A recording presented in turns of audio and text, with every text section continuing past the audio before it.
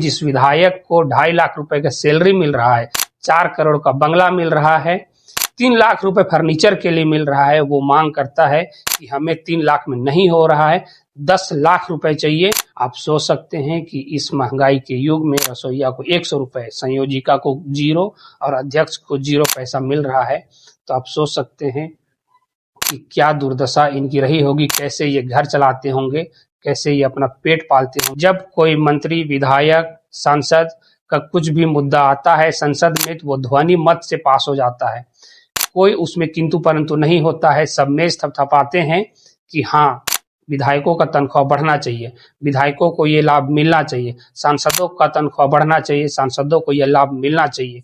लेकिन वही जब रसोइया 18 फरवरी से लगातार हड़ताल में है कि हमें न्यूनतम वेतन दिया जाए, हमें स्वास्थ्य सुविधा दिया जाए, हमें मूलभूत सुविधा दिया जाए, जो मिलना चाहिए वो दिया जाए, लेकिन सरकार के कान में जू तक नहीं रेंग रही है, कोई इनका सुनने वाला नहीं है।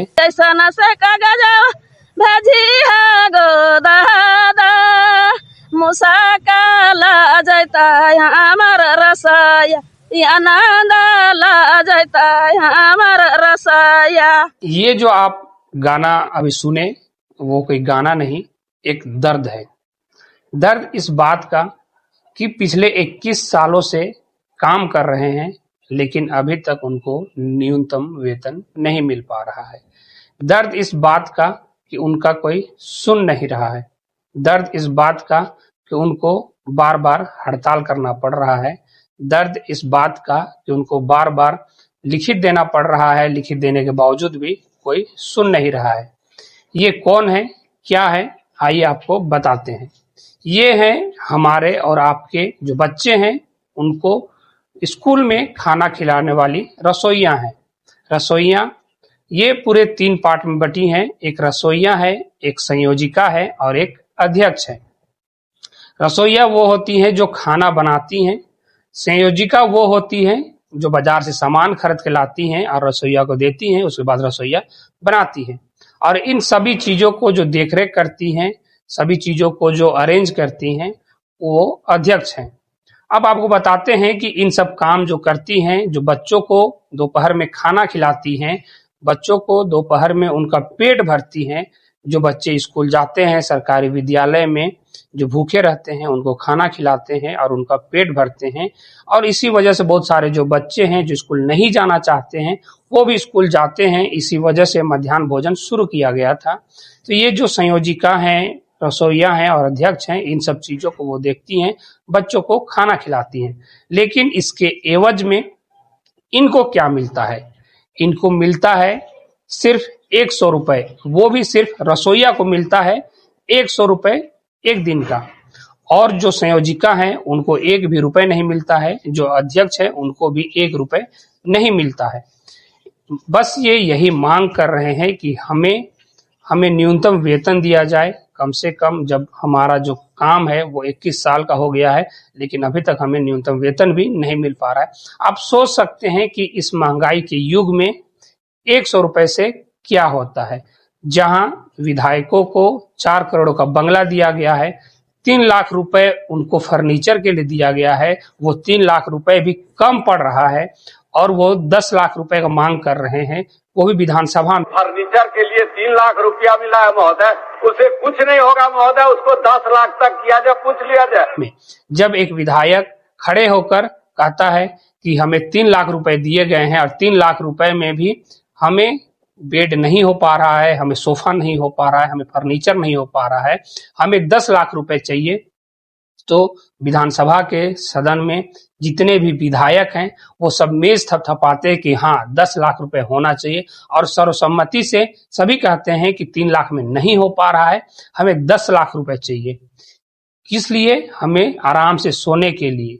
आप सोच सकते हैं, जिस विधायक को 2.5 लाख रुपए का सैलरी मिल रहा है, 4 करोड़ का बंगला मिल रहा है, 3 लाख रुपए फर्नीचर के लिए मिल रहा है, वो मांग करता है कि हमें 3 लाख में नहीं हो रहा है, 10 लाख रुपए चाहिए फर्नीचर के लिए, बेड के लिए।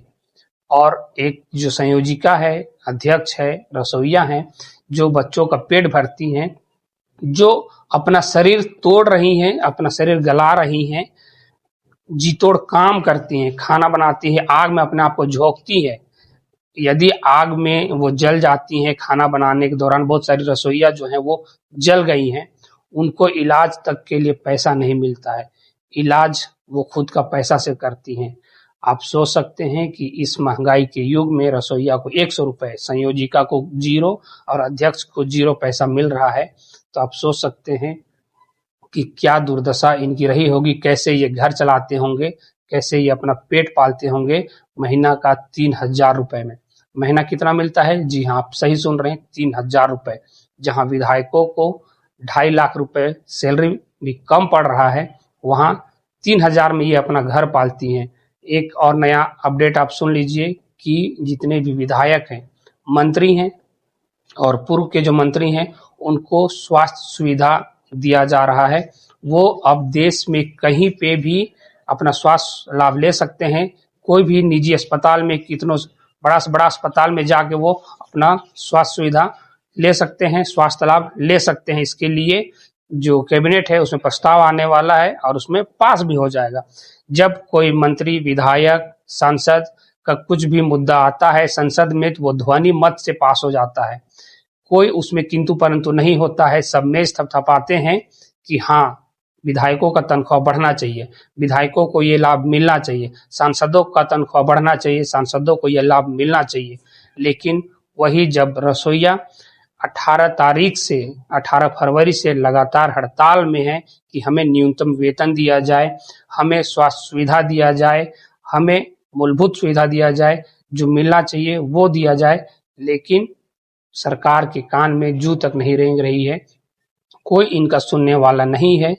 ये लगातार हड़ताल कर रही हैं, लेकिन इनका कोई सुनने वाला नहीं। जब इनका ज्वाइनिंग हुआ था, शुरू में इनको कुछ भी नहीं दिया जा रहा था। बार-बार आंदोलन के बाद इनका जो मानदेय है वो 3,000 हुआ है महीना। अभी इनको 3,000 मिलता है, वो सिर्फ रसोइया को मिलता है, ना कि संयोजिका को और अध्यक्ष को। सिर्फ रसोइया को मिलता है 3,000, अध्यक्ष और संयोजक जैसा हम बताए उनको कुछ भी नहीं मिलता है। स्वास्थ्य सुविधा का तो बात ही छोड़ दीजिए, जब न्यूनतम वेतन ही उनको 3,000 मिल रहा है तो बात ही छोड़ दीजिए। और ये लगातार हड़ताल में है, 18 फरवरी से अभी तक ये हड़ताल में है।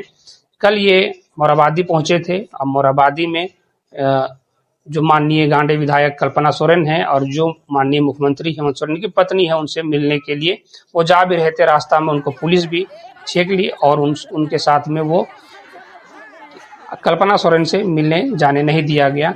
और वो अंतर्राष्ट्रीय महिला दिवस के दिन कल्पना सोरेन से मिलना चाहती थी। कह रही थी कि हमें बस कल्पना सोरेन से मिलने दिया जाए, क्योंकि कल्पना सोरेन एक महिला है, वो महिलाओं का दर्द समझेंगी और बखूबी समझेंगी और हमारी समस्याओं को सुनेंगी और हमारी समस्याओं को दूर करेंगी। इसलिए वो कल्पना सोरेन से मिलना चाह रही थी, लेकिन पुलिस प्रशासन के द्वारा उनसे नहीं मिलने दिया गया, क्योंकि वो कह रहे थे कि कल्पना सोरेन से ऐसे आप नहीं मिल सकते हैं। जो ये संयोजिका हैं, ये जो महिला हैं, वो बस अपना चाहती हैं कि किसी प्रकार से थोड़ा बहुत जो न्यूनतम वेतन है वो लागू हो जाए, स्वास्थ्य सुविधा का लाभ मिल जाए, पेंशन मिल जाए। और एक मुख्य रूप से मांग ये भी है कि 60 साल के बाद यदि ये रिटायर करते हैं तो कुछ इनको पेंशन भी दिया जाए। अब आप भी सोच सकते हैं कि आखिर ये जो बच्चों को खाना बना के खिलाती हैं, बच्चों का पेट भरती हैं, ये इस तरीके से अपना जीवन चला रही हैं। और बात यही खत्म नहीं होता है, ये जब स्कूल में जाती हैं तो कुछ स्कूल के टीचरों के द्वारा भी इनको शोषण किया जाता है, उनको डराया धमकाया जाता है। यदि आप सही से काम नहीं करते हैं तो आपको निकाल दिया जाएगा।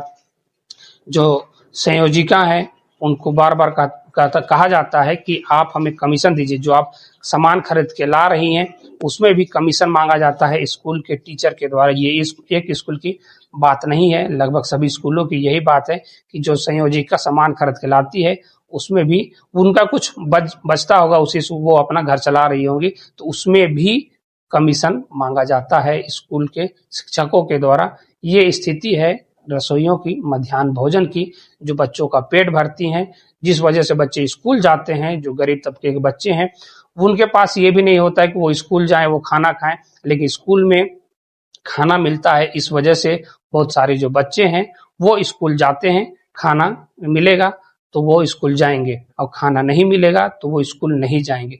इस वजह से यदि रसोइया हड़ताल में रहेंगे तो बच्चे स्कूल तक नहीं जाएंगे। क्यों? क्योंकि उनको खाना नहीं मिलेगा। गरीब तबके के बच्चे हैं, उनको घर में खाना उस स्तर का नहीं मिल पाता है, इसलिए वो स्कूल जाते हैं, दोपहर में उनको खाना मिलता है और वो सही तरीके से उनका पेट भरता है और वो खाना के साथ साथ पढ़ाई भी करते हैं और उनको शिक्षा भी मिलता है। अब आप सोच सकते हैं कि रसोइयों का क्या हाल है, झारखंड में स्थिति क्या है। और एक चीज मुख्य बात ये है कि जो घर में महिलाएं हैं उनको 2,500 रुपया मैया सम्मान योजना के तौर पे दिया जा रहा है। लेकिन ये जो महिलाएं हैं ये स्कूल में काम करती हैं, अपना हड्डी गला रही हैं, जी तोड़ काम करती हैं, बच्चों के लिए खाना बनाती हैं, आग में झुलसती हैं, जलती हैं, लेकिन इनको मात्र 3,000 रुपये मिलता है। इनको मैया सम्मान योजना का लाभ नहीं मिल रहा है। क्यों? क्योंकि ये सरकारी विद्यालय में काम करती हैं, इसलिए इनको मैया सम्मान योजना से वंचित रखा गया है। मैया सम्मान योजना का पैसा नहीं मिल रहा है। जो कुछ भी नहीं कर रहा है उनको 2,500 रुपये और ये जी तोड़ काम करती हैं इनको मिलता है 3,000 रुपये। आप सोच सकते हैं कि क्या स्थिति है, क्या इनकी स्थिति है, कैसे ये घर चलाती हैं, कैसे ये अपना परिवार चलाती हैं। आप अवश्य अपना राय और अपना सुझाव दें, क्या इनकी मांग जायज है, क्या कुछ आप सोचते हैं, आप अवश्य बताएं। लेटेस्ट अपडेट के लिए आप बने रहिए हमारे साथ और देखते रहिए झारखंड एक्सप्रेस 24/7 न्यूज।